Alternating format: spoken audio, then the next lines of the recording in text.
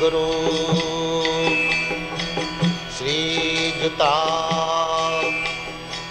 Padakamalang. Hare Krishna. There you are. And here we are, Bhagavad-gita, here it is. That's what we call the channel, because we have Bhagavad-gita as it is. Translation and commentary by His Divine Grace A.C. Bhaktivedanta Swami Prabhupada. And my name is Labanga Latika. We are in the 8th chapter, Attaining the Supreme. And, well, if you just landed on this verse, I would recommend that you go back and hear everything, because we have the foundation of spiritual understanding by hearing from Krishna throughout the chapters. But if we've done that, and if we've actually come to the conclusion that yes, I want to do that, this is the human form of life, I have the opportunity, I want to reach that Krishna, then this chapter, Attaining the Supreme, Krishna tells us how to do that, which is quite extraordinary. I'm reading text 15 today, and I will start with the Sanskrit. Mamupetya punarjanma dhukhalayam ashashvatam napnuvanti mahatmana sangsidhing paramam gattaha. Oh, there it was. Dukhalayam ashashvatam. This is a place of miseries, and it is temporary. After attaining me, the great souls who are yogis in devotion never return to this temporary world, which is full of miseries, because they have attained the highest perfection. Yes, so we may feel that it's a little negative to call this place Dukhalayam Ashashvatam. But actually, the point is, this verse is quite positive. We don't have to stay here. There is a spiritual existence where we actually belong. And by performing this yoga, we have also heard, Bhakti Yoga, which is more simple, pure and easy in comparison to all the other yoga methods. We hear how those Bhakti yogis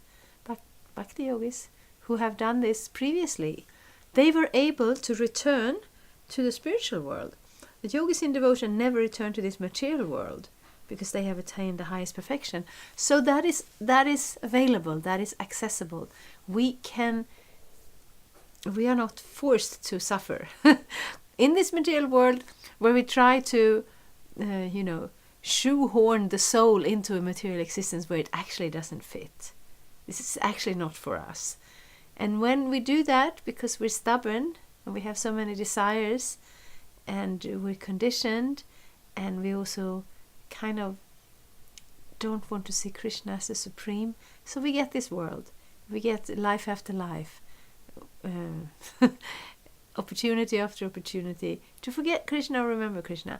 Now in the 8th chapter, hopefully we have come to the point of actually wanting to turn to Krishna, and therefore we can see this is not just some idea Krishna is throwing out to Arjuna. Why don't you try this? I once we were a team and we had a team leader, and he changed something. We were answering the telephone, so we had some times we were supposed to aim for. So we had the aim that a phone call should be answered within 90 seconds. And then one day he said, why don't we change it to 30 seconds? And I'm saying, well, I don't think it's a good idea.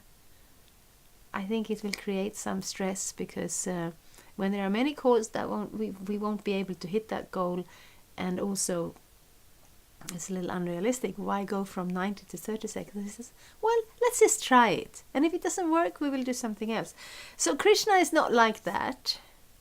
Krishna gives us a process that has been working previously, and it will continue to work, because it's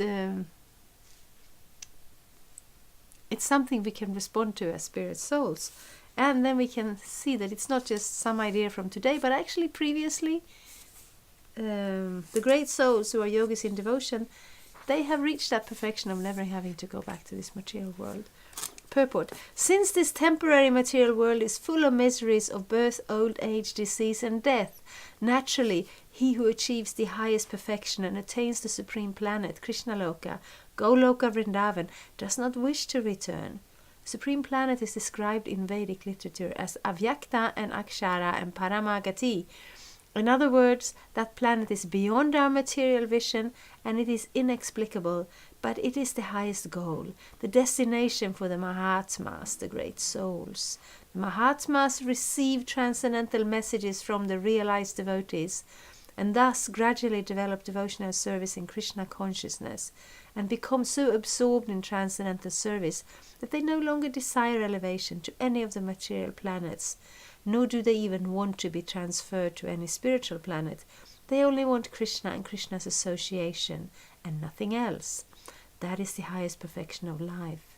This verse specifically mentions the personalist devotees of the Supreme Lord Krishna. These devotees in Krishna consciousness achieve the highest perfection of life. In other words, they are the supreme souls. So yes, this has all to do with desires. It is not that Krishna is forcing us to stay in this world. It is also not that Krishna is forcing us to leave this material world. It is very much up to us. But we want to do the research, which we can do practically by looking around in this world, and which we can do on a little deeper level by studying Krishna's words in the Bhagavad-gita, because some of these things, they are not so simplistic that they will jump up at us. We may need to study a little bit. By practicing a process of bhakti yoga, meditating on Krishna's name, then we will reawaken the soul's natural consciousness.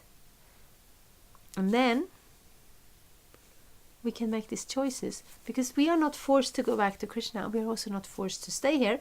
But while we are here, there is this inertia that kind of means if we don't do something extraordinary, we're just gonna, go on with our lives, go on with our days, do our things, and, get a little karma for this, a little karma from that, taking birth again. And this can go on forever. This can really go on forever. But as every time we come back to having a human birth, human form of life, Krishna reaches out to us. And in the different ages, the process of devotional service